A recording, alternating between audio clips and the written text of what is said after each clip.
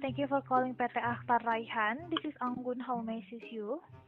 Kami dari CNN Indonesia, Mbak, ingin melakukan konfirmasi terkait dengan perusahaan Akhtar Raihan Mora. Apakah betul ini adalah perusahaan oil dan gas? Mohon tunggu sebentar ya Bu, saya cari dulu informasinya.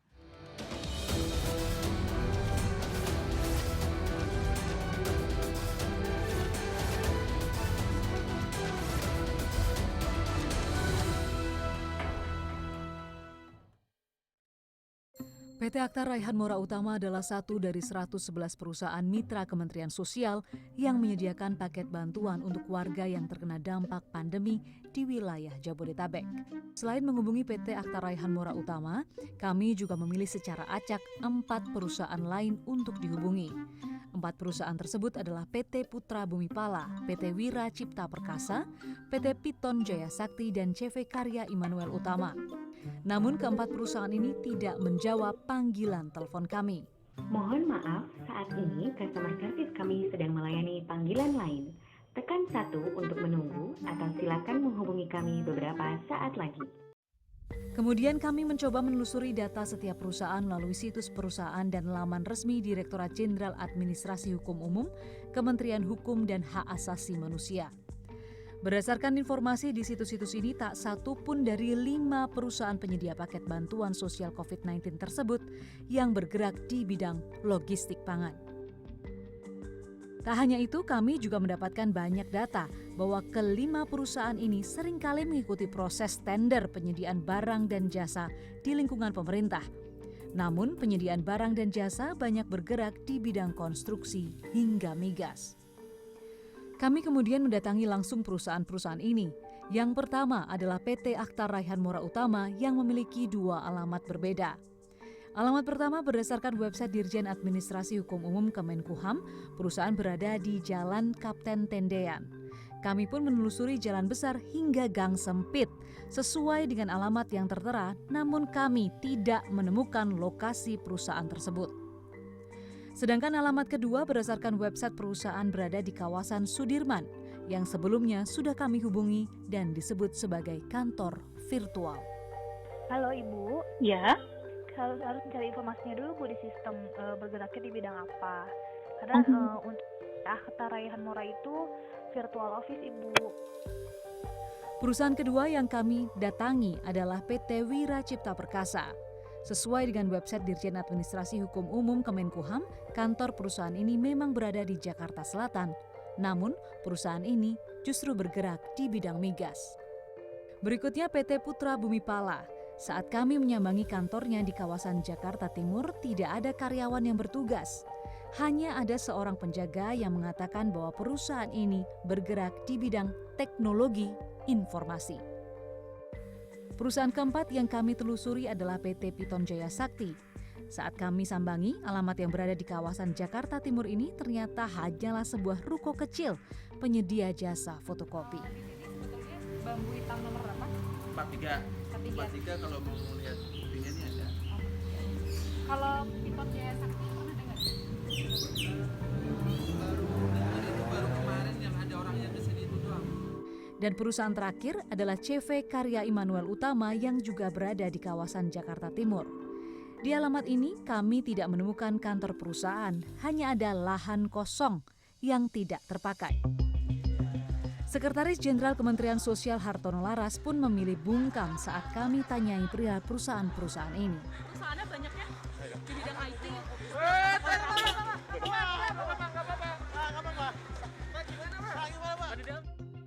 Penunjukan perusahaan-perusahaan tersebut sebagai penyedia paket bantuan sosial COVID-19 dilakukan secara langsung oleh Kementerian Sosial.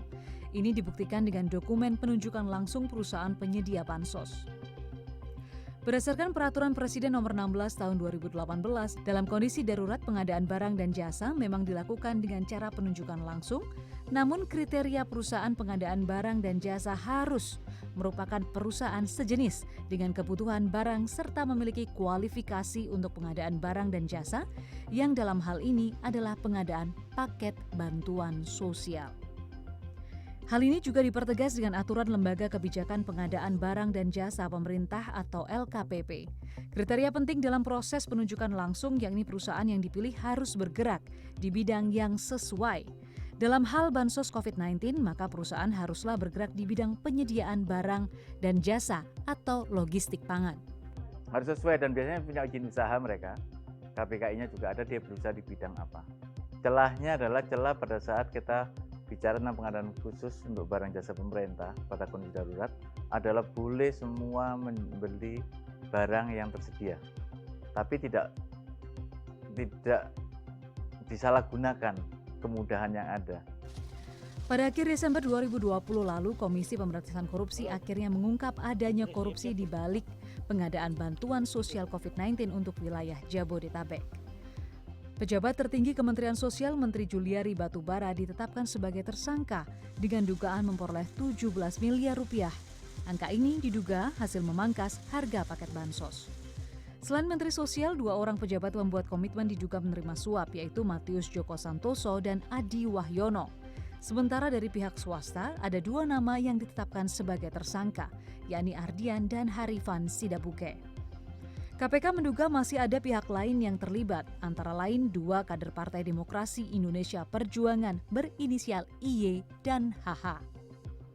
Bantuan sosial COVID-19 untuk wilayah Jabodetabek ini berjumlah lebih dari 20 juta paket.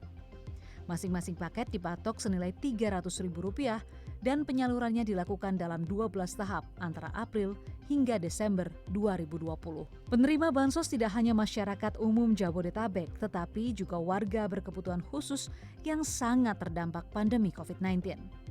Pemberian bansos bagi warga berkebutuhan khusus dilakukan dalam tahap ketiga dan tahap ke-12. Bansos bagi warga berkebutuhan khusus ini pun ditengarai turut dipangkas. Pertama cuman untuk telurnya busuk, terus juga memang berasnya juga agak sedikit bagus kuning berasnya gitu. Jadi setelah kita tanya-tanya, oh ini ada banyak putunya.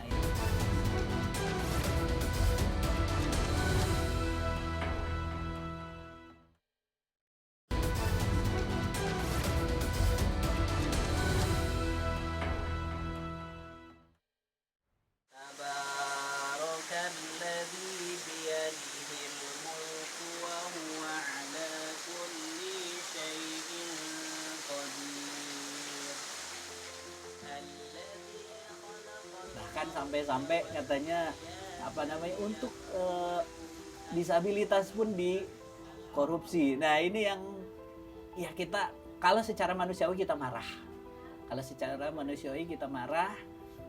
Masalahnya orang-orang yang mengambil uang rakyat itu bukannya orang-orang miskin. Mereka masih aja mau ambil itu semua. Tapi ya terlepas dari itu ya kita kembalikan lagi kepada Tuhan. Mudah-mudahan yang apa-apa yang mereka perbuat mungkin mereka sudah menyesal, mudah-mudahan diberikan semacam hidayah supaya nanti tidak mengulangi lagi, dan mudah-mudahan teman-teman disabilitas yang hak-haknya juga terambil, mudah-mudahan nanti ada rezeki lagi dari Tuhan Yang Maha Esa.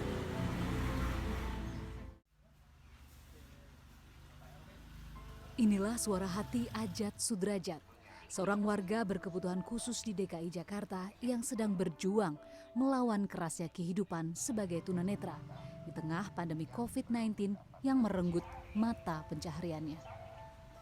Selama dari bulan Maret, April, Mei, Juni dan seterusnya itu jauh drastis. Bahkan selama 3 bulan saya sama sekali tidak melakukan praktek pemijatan, karena memang ya karena ada anjuran dari pemerintah itu harus jaga jarak, karena pemijit nggak mungkin kan jaga jarak gitu kan.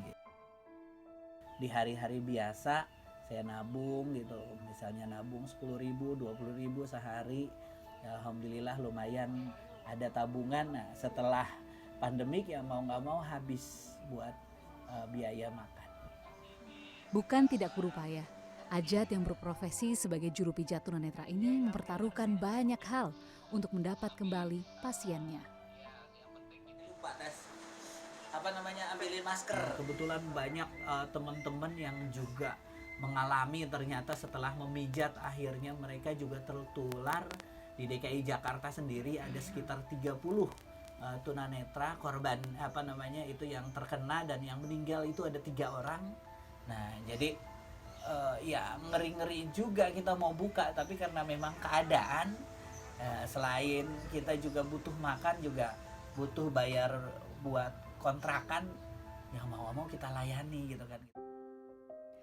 Sebagai penduduk di DKI Jakarta, Ajat juga mendapatkan bantuan sosial dari Kementerian Sosial. 5 kali ia memperoleh bansos. Namun di tengah tak adanya pendapatan dan kebutuhan akan makanan, ia harus rela mendapatkan sejumlah bahan makanan yang tidak layak konsumsi. Ya alhamdulillah kita udah terima yang pertama, cuman untuk telurnya busuk.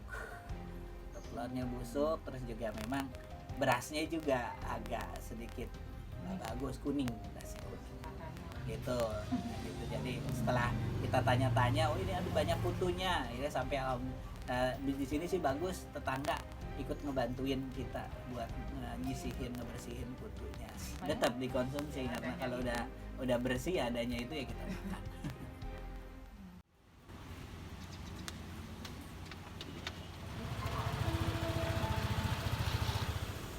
Keadaan serupa juga dialami warga berkebutuhan khusus lain. Marudi, seorang tunadaksa ini, juga menjadi korban atas pandemi yang berlangsung. Sebelum pandemi saya kerja di garment di Tangerang, di sebuah garment di Tangerang. Ini karena perusahaannya kolab, akhirnya saya disuruh mengundurkan diri dari perusahaan. Setelah saya keluar dari pekerjaan sehari-hari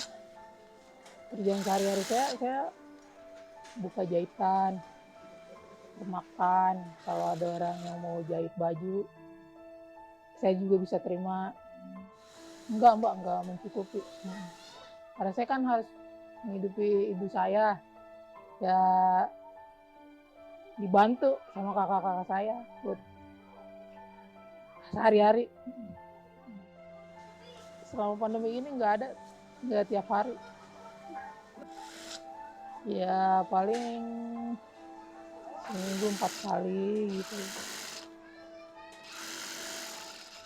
Sebagai warga tunadaksa yang kehilangan pekerjaannya jauh di lubuk hatinya, Marudi menginginkan perhatian dari pemerintah. Ya kadang, ya pernah saya temuin minyaknya bocor. Ya sardennya juga, minyak kan bukan mie yang istilah mereknya terkenal. Ya tapi namanya orang butuh ya dimakan aja. Ajat Sudrajat dan Marudi merupakan 2 dari 22,5 juta penduduk Indonesia berkebutuhan khusus yang tengah tertatih mempertahankan kehidupan. Sedangkan di sisi lain, mereka juga harus menerima kenyataan ada manusia lain yang lebih beruntung namun berani tertawa di atas penderitaan yang sedang mereka hadapi. Tapi yang pastinya kita sangat menyayangkan gitu, dimana teman-teman kita, khususnya teman-teman disabilitas, mereka lagi berjuang-juangnya buat cari uang, buat cari makan. Segini susahnya teman-teman yang jual kerupuk juga akhirnya kerupuknya bisa hancur karena tidak dijual, karena situasinya kayak begini. Terus melempem, terus pemijat juga mereka nggak melakukan pijatan. Terus juga teman-teman yang berprofesi menjual suara juga mereka juga nggak jalan kemana-mana, hanya untuk mematuhi apa yang menjadi anjuran pemerintah.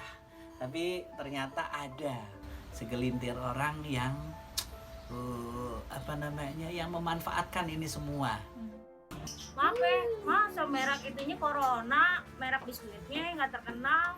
itu kira-kira kalau yang Bapak dapat sembakonya itu ada nggak 300.000 gitu? Nggak ada.